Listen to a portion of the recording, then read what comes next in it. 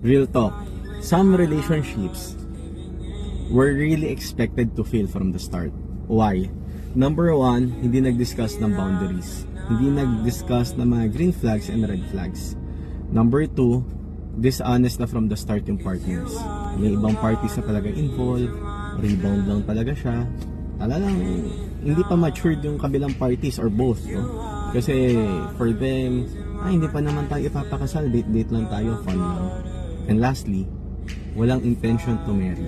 If there's no intention to marry, hindi kailangan maging mayaman ka dito. Wala kang intention samahan yung tao ng pangmatagalan. Anong nangyayari dyan?